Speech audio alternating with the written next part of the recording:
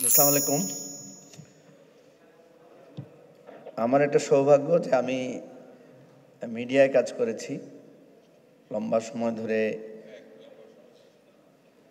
গণমাধ্যম মালিক এবং গণমাধ্যমের যারা সংবাদকর্মী এদের মাঝামাঝি সময়ে এদের মধ্যবর্তী স্থানে একটা সংযোগ সূত্রের জন্য কাজ করার সুযোগ পেয়েছিলাম।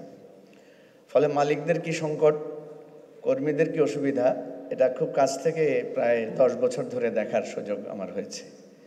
একই সাথে সরকারের নিপীড়ন কিভাবে সংবাদকর্মীদেরকে জীবনকে অনিশ্চয়তায় নিপতিত করে, সেই কঠিন সময়টা কত বেদনাদায়ক সেটাও অনুভব করার সুযোগ হয়েছে।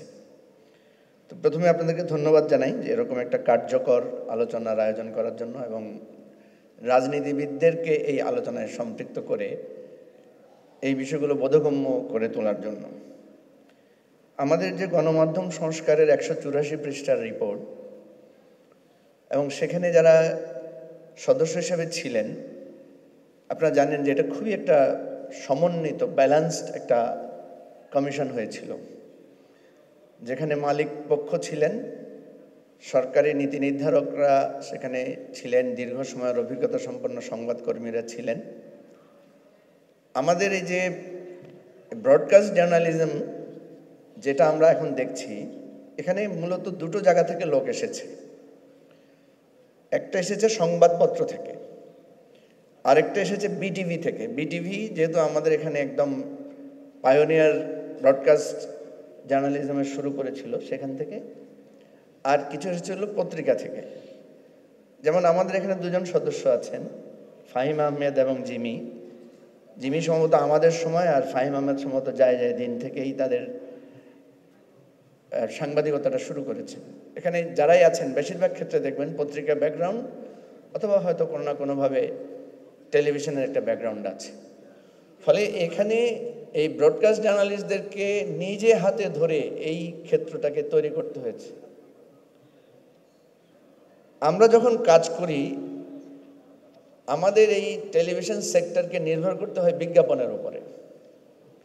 আপনারা জানেন যে পত্রিকার একটা সরকারি বিজ্ঞাপনের সোর্স আছে যেটা একটু হেল্পফুল হয়, কিন্তু টেলিভিশনের সরকারি বিজ্ঞাপনের খুব বেশি স্কোপ নাই। কিছু সরকারি যেগুলো পাওয়া যায় সেগুলো কিছুটা মানে কে কত বেশি সরকারের অনুগত সেই হিসাবেই তারা সুযোগটা পায়। তো যেহেতু ইলিয়াস হোসেন বলেছেন অঙ্গীকারের জন্য, আমরা যদি সরকারের ভূমিকা রাখার সুযোগ পাই কখনো, তাহলে এই একটা কাজ করা যেতে পারে। সেটা হচ্ছে পত্রিকার যেরকম বিজ্ঞাপন সরকারের একটা সোর্স থাকে, সরকারের পক্ষ থেকে একটা স্ট্রং সোর্স প্রত্যেকটা টেলিভিশনকে, হতে পারে তাদের টিআরপির আলোকে অথবা হতে পারে তাদের কোনো না কোনো পারফরমেন্সের দর্শকপ্রিয়তার বিবেচনায় অথবা হতে পারে সবার জন্য সমান্তর দৃষ্টিতে একটা বিজ্ঞাপনের আর্থিক সুবিধা টেলিভিশনগুলোকে দেওয়া যেতে পারে। এটা একটা মানে তাদের কিছুটা সুবিধা হতে পারে। যেটা জিমি আমির বলেছেন যে বেতন কাঠামো, বেতন দেয়া, এটা নিয়ে কিন্তু মালিক পক্ষের একটা বিরাট কষ্ট বা বিরাট একটা ঝামেলার মধ্যে থাকতে হয়। দেখেন, কাজ থেকে আমি যেটা দেখেছি, আমার ইচ্ছে করছে এখন 1 ঘন্টা আপনাদের সামনে আমার অভিজ্ঞতা শেয়ার করার জন্য, কিন্তু সেই সময় তো নাই, সুযোগ তো নাই। আমরা যখন প্রেজেন্টারদেরকে গাড়ি দিতে পারতাম না, মালিক পক্ষ বলতো 20-30 হাজার টাকা বেতন পায়, এদের আবার গাড়ি লাগবে কেন? তো আমরা একটু বুদ্ধি করলাম, একদিন মালিক পক্ষের একজনের সাথে একজন টিভি প্রেজেন্টারকে আমরা একটি গাড়িতে চড়তে দিলাম। তো একটা জনসমাগমে গিয়ে দেখা যায় যে মালিককে কেউ চিনে না, কিন্তু টিভি প্রেজেন্টারকে সবাই এসে সালাম দেয়, তার সাথে ছবি তুলতে চায়। তখন মালিক পক্ষের লোকেরা বুঝলেন যে তার কর্মী হতে পারে, কিন্তু সে তো একটা সেলিব্রিটি স্ট্যাটাস মেনটেন করে। আমরা প্রায় সময় দেখতাম আমাদের প্রেজেন্টাররা যদি টাইমলি টেলিভিশন স্টেশনে না আসতে পারতেন, তাহলে আমাদের নিউজ সম্প্রচার খুব ঝুঁকিতে পড়ে যেত। তো তাহলে একজন রিপোর্টার এবং একজন প্রেজেন্টার, মালিক গাড়িতে আসতে পারুক না পারুক, কিন্তু তার আসাটা খুব জরুরি, কারণ তাকে টাইমলি পৌঁছাতে হবে।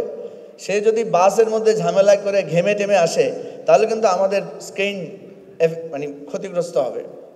এই জিনিসটা বোঝাতে মালিক পক্ষকে প্র্যাকটিক্যাল ওনাকে ফিল্ডে গিয়ে এই জিনিসটা অনুভব করতে হয়েছে, তার আগে উনি এটার গুরুত্ব অনুভব করেন নাই।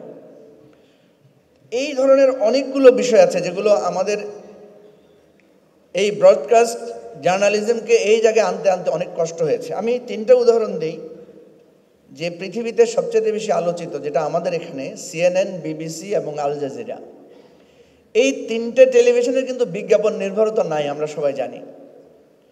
আল জাজিরা কাতারের ফাইন্যান্স মিনিস্ট্রি তাদেরকে ফাইন্যান্স করে, বাজেট দেয়, সুতরাং তাকে কোনো বিজ্ঞাপনদাতার কাছে নত হতে থাকতে হয় না। BBC, ব্রিটিশ গভর্নমেন্ট এবং আল জাজিরার নিজস্ব বিজনেস প্ল্যান্ট আছে, সেখান থেকে কিন্তু টেলিভিশনের ইনকামটা আসে। আমাদের এখানে এই মডেলটা করতে হবে। আমরা যদি সরকারে কখনো ভূমিকা রাখার সুযোগ পাই, তাহলে টেলিভিশনগুলোকে এই ধরনের মডেলে, যে টেলিভিশন মালিককে বলতে হবে যে আপনি প্রতি বছরে বা প্রতি মাসে যে 5 কোটি, 3 কোটি বা 2 কোটি টাকা খরচ করবেন বা 15 কোটি টাকা খরচ করবেন, এটার আপনার এখানে একটা সোর্স অফ ইনকাম আপনাকে দেখাতে হবে। কারণ টেলিভিশন চ্যানেল ওই অর্থে কোনো ব্যবসায়িক প্রতিষ্ঠান না। টেলিভিশন চ্যানেল ওই অর্থে একটা দায়িত্বশীল প্রতিষ্ঠান। এবং আমরা জানি যে BBCর বিজ্ঞাপনের রেট কিন্তু অনেক হাই, CNN-এর বিজ্ঞাপনের মূল্য অনেক বেশি। সেক্ষেত্রে টেলিভিশনগুলো যারা নিউজ চ্যানেল আছেন, তারা কিছু এন্টারটেইন চ্যানেল আলাদা করে, কার্টুন চ্যানেল যেটা CNN করেছে কার্টুন নেটওয়ার্কের মাধ্যমে, সে ধরনের আলাদা সাপ্লিমেন্টারি চ্যানেল চালু করতে পারে। তো আমি লম্বা কথা বলতে চাই না, আমি বলতে চাই যে টেলিভিশনের মালিকানা আর বাড়ানো উচিত হবে না, বরং একটা সীমাবদ্ধ নিয়মতান্ত্রিকতার মধ্যে আমরা আনতে পারি। অ্যান্ড দেন যে পরামর্শগুলো আপনারা দিয়েছেন এখানে খুবই যুক্তিপূর্ণ, যে একটা বেতন কাঠামো নির্ধারণ করা, একটা ট্রেনিংয়ের ব্যবস্থা করা। আমরা যখন ক্যামেরাম্যানদের ইন্টারভিউ নিতাম, একটা হাউসে চাকরি করেন, ওনাকে এসে জিজ্ঞেস করা হয়েছে, ভাই RGB কি? বলা হয়েছে হেডরুম কি, লুকরুম কি? প্রশ্ন করলে বলে যায় ক্যামেরা দেন, ছবি তুলে দিব। এত প্রশ্ন করেন না। তার মানে হচ্ছে একটা বেসিক ট্রেনিং পর্যন্ত অনেক জার্নালিস্টকে দেওয়া হয় নাই বা দেওয়ার সুযোগটা নেওয়া হয় নাই। তো সবাইকে ধন্যবাদ। আমরা চাই, সবচেয়ে ধন্যবাদ জানাই যে এরকম একটা সরকার আমরা পেয়েছি যেখানে আপনাদের মতো বিজ্ঞজনদেরকে নিয়ে একটা কমিশন করা গিয়েছে এবং যত কিছুই বলেন 184 পৃষ্ঠার একটা রিপোর্ট, একটা দলিল আমরা পেয়েছি, যেটা আগামী সরকার, ভবিষ্যতে যারা আসবে তারা কিন্তু এটা একটা গাইডলাইন পাবে। এবং আমরা বিশ্বাস করি যে যারা আগামীতে সরকার আসবেন তারা যাতে এই রিপোর্টটার আলোকে আমাদের এই ব্রডকাস্ট জার্নালিজমকে সঠিক পথে পরিচালিত করেন। সবাইকে ধন্যবাদ। আসসালামু আলাইকুম।